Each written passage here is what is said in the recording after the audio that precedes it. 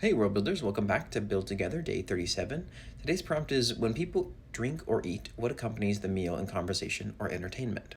I decided to use this opportunity to sort of define and outline the idea of an Etovian bard, you could think of. Not like the magical class in D&D, but like the the minstrel, the musical busker, the person who performs for money. And in Etovia, this is called a Palveli. A Palveli used to be an actual title that you were given by the first Zohair nation, which allowed you to go and do this. It permitted you to go and do this, which before there was heavy regulation on who was allowed to go and play music and sing songs for money in establishments and, in taverns and bars or at banquets and that kind of thing.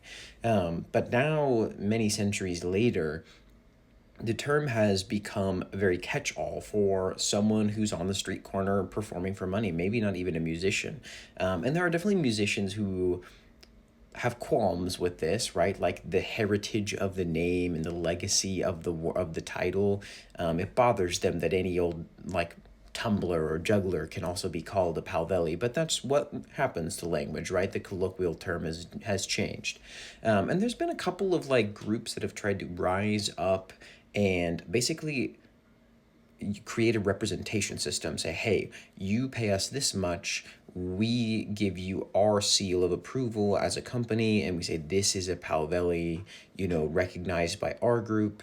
And then the idea is you get more jobs and you don't have to compete just with the regular old performers out there. Like, you are represented by us, but they were never really able to bring more profit to the people that they represented than someone who was just out there fending for themselves. And so they've kind of fallen off, and one hasn't really started up in several decades at this point.